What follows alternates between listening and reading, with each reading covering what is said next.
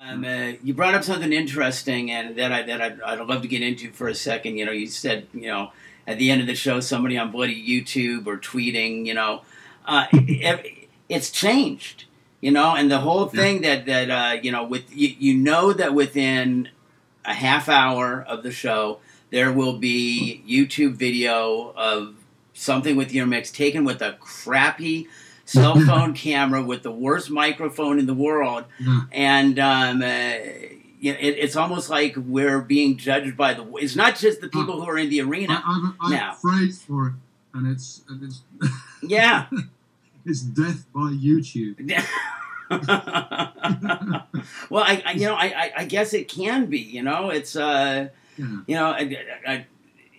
I remember seeing a thing, when this whole YouTube thing was just starting to get off the ground, and they were still worried about piracy, and they asked Steven Van Zandt, who was out with Springsteen at the time. He said, "How long is it until stuff is up online?" And Steve looked at his watch and said, "Well, we finished 20 minutes ago, so it's up there now." Yeah. Does that do you find yourself thinking differently or anything, knowing that this kind of stuff is happening, or do you just have to kind of shut it out? No, I don't really. I kind of I've done quite a few tours where the desk tape is auto rather badly, and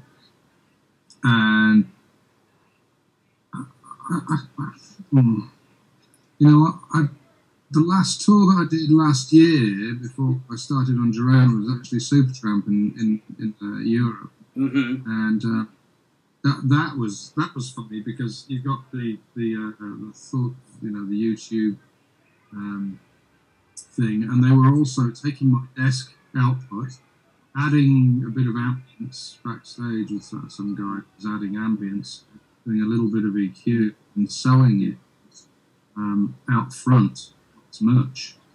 That it's becoming part of the business plan, man, for a lot of bands. Yeah.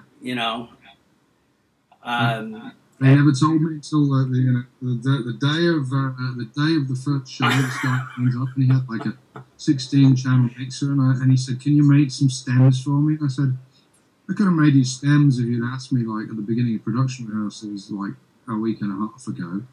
But no, what you're going to get now, it's my left and right. Right. And actually, we never had a single complaint, which was quite an accolade, I think. For Oh, absolutely.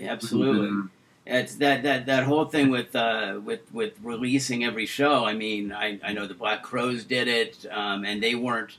They were just. I think they had 5 audio sources. They had the left and right on the board and 3 mics placed around the room, and they used that. I know that Pooch records every show to Pro Tools, and they release it a couple of days later. It's become the norm. We're not just live engineers anymore. We better be recording engineers as well, or at least be able to think in terms of providing good source material. Yes, yeah. I mean, I do. I guess I sort of think in that way already. A lot of the time, I end up with my left and right mix being broadcast mix as well, because the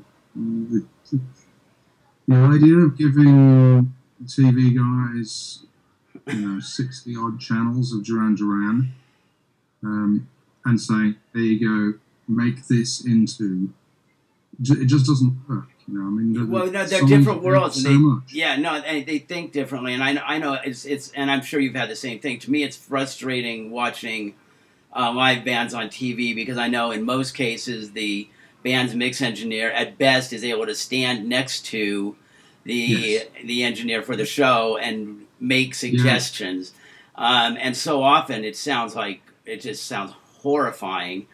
And I know that I've seen the band and I've seen that engineer, and I know it's not anywhere near representative of his work.